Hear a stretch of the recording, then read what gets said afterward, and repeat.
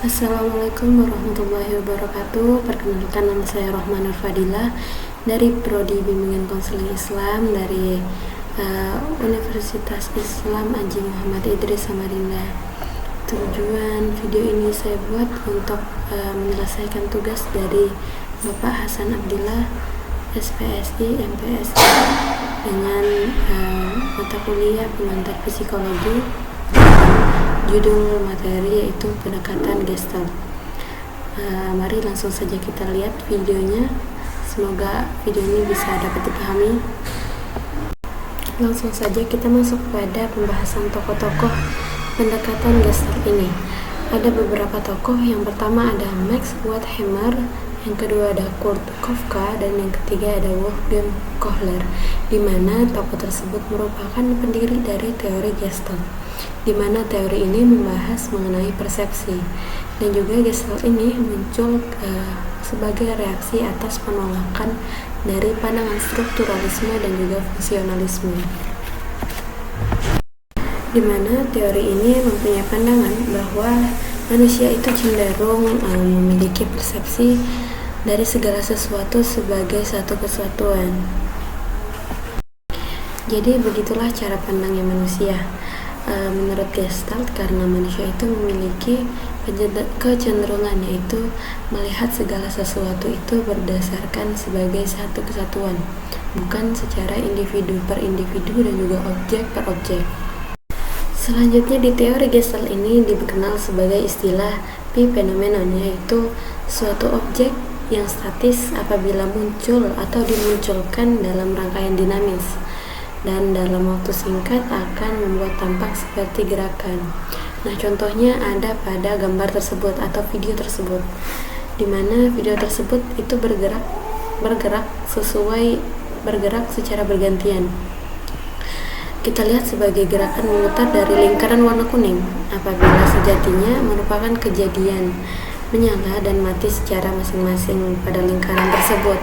Jadi itu mereka memiliki mereka itu menyala secara masing-masing karena mereka berdekatan. Jadi itu kelihatannya seperti mereka melingkar begitu menyalanya. Padahal di situ sudah menjadi sebuah kejadian menyala secara berganti-ganti, atau mereka menyala secara bergantian gitu. Nah, seperti contohnya juga seperti lampu kelap-kelip yang biasanya tuh ada biasanya ada di hari Natal ataupun di hari Lebaran, biasanya tuh ada tuh lampu-lampu kelap-kelip seperti itu. Jadi itu sejatinya mereka itu menyala secara sendiri-sendiri, tetapi karena mereka secara bersamaan, mereka berdekatan, jadi itu kelihatannya mereka memiliki suatu gerakan yang sama ternyata, tetapi mereka itu menyala secara individu gitu. Nah, di teori Gestalt ini juga memiliki beberapa hukum-hukum. Yang pertama seperti hukum kedekatan, yaitu manusia itu cenderung memiliki untuk mengelompokkan suatu objek berdasarkan kedekatan objek tersebut. Seperti pada gambar yang ada di sini, itu memiliki satu kesamaan, seperti mereka itu merupakan sebuah titik-titik, tetapi mereka memiliki suatu berkelompok gitu. Ini ada beberapa kelompok satu dan juga kelompok yang satunya lagi. Jadi kita itu cenderung melihat dari kelompok tersebut. Seperti misalnya kalau di dunia nyata itu seperti orang yang selalu jalan bersama, duduk bersama, atau kumpul secara bersama, itu biasa disebut sebagai satu geng atau satu circle biasanya. Faktanya bisa jadi iya, bisa juga enggak. Selanjutnya di hukum teori Gestalt yang kedua, yaitu adalah hukum kesamaan, di mana hukum kesamaan ini teori ini memiliki kecenderungan untuk melihat segala yang dimiliki atau yang memiliki kesamaan itu sebagai suatu kelompok atau kesatuan tertentu. Contohnya ada pada gambar di sini. Di sini ada berdasarkan ukuran dan juga berdasarkan warna. Nah, Pada gambar pertama atau yang berdasarkan ukuran ini ada beberapa gambar lingkaran. Gambar lingkaran ini mereka memiliki satu kesamaan, yaitu lingkaran. Cuma ada perbedaannya seperti bentuknya. Ukuran ada yang besar, ada yang kecil, dan juga ada yang sedang. Selanjutnya juga ada di sini berdasarkan hukum kesamaan. Yang kedua ini ada bentuk gambar segitiga, di mana mereka memiliki kesamaan. Kesamaannya itu bentuk mereka sama seperti segitiga. Yang memiliki perbedaannya itu warnanya. Jadi kita ini sebagai manusia memiliki kecenderungan melihat segala sesuatu itu berdasarkan kesamaan. Itu kita lihat sebagai suatu kelompok.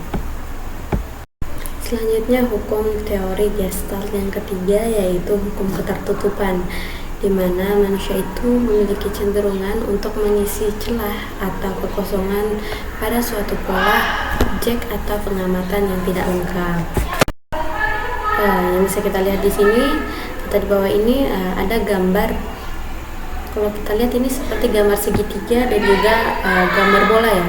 Nyatanya tidak, ini bukan merupakan gambar ataupun bentuk bola, karena itu merupakan sebuah persepsi kita, karena kita menganggap ini merupakan sebuah bentuk atau gambar bola. Nyatanya tidak,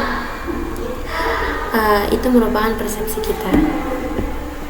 Kalau di gambar segitiga ini kita bisa kita lihat ini merupakan sebuah lingkaran yang memiliki potongannya itu seperti potongan pizza lah ya. Tetapi mereka itu berdiri pada suatu titik tertentu, jadi berbentuk sebagai segitiga. Jadi kita bersepsi kalau ini merupakan sebuah segitiga. Begitu juga dengan gambar sebelahnya, yaitu berbentuk seperti bola. Padahal ini aslinya bukan bola karena tidak memiliki ketersambungan. Selanjutnya ada hukum teori Gestalt, yaitu hukum nasib bersama, di mana manusia itu cenderung mengelompokkan suatu objek yang menghadap atau menuju atau bergerak ke arah yang sama sebagai satu kesatuan. Seperti pada gambar yang ada di sini, yaitu gambar burung. Ini merupakan sekumpulan burung yang memiliki individu yang berbeda. Ini merupakan beberapa individu burung yang berbeda, tetapi karena mereka berkelompok, jadi kita itu berpikir kalau mereka itu memiliki satu tujuan yang sama, atau mereka itu pergi ke arah yang sama gitu. Kemudian kita menganggap sebagai satu kesatuan.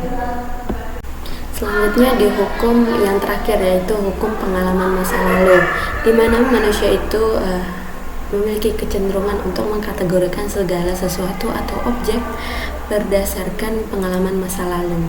Seperti pada gambar di sini, ada gambar pria dan juga wanita.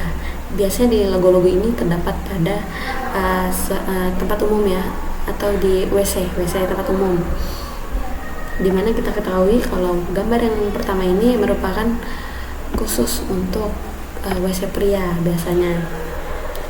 Terus di sampingnya ini lagi ada gambar untuk perempuan karena ada roknya ya, gitu. Contohnya lagi nih ada gambar traffic light atau lampu merah, biasanya ada di jalanan. Nah itu sejak kecil kita melihat atau kita bersepsi bahwa lampu merah itu merupakan suatu tanda lah, dimana yang memiliki 3 warna yang kita ketahui itu. Seperti merah itu artinya untuk berhenti, kalau hijau itu untuk jalan, dan warna kuning itu untuk hati-hati atau bersiap-siap. Jadi di hukum ini kita sebagai manusia itu cenderung untuk melihat atau mengkategorikan sesuatu itu berdasarkan pengalaman masa lalu, seperti itu. Sekian video yang dapat saya berikan, kurang dan lebihnya mohon maaf, karena yang kurang itu datangnya dari diri saya dan yang lebihnya itu datang dari Allah Subhanahu wa taala. Semoga apapun yang saya berikan ini bisa bermanfaat bagi pendengar dan juga bagi saya untuk kedepannya. Sekian, terima kasih. Wassalamualaikum warahmatullahi wabarakatuh.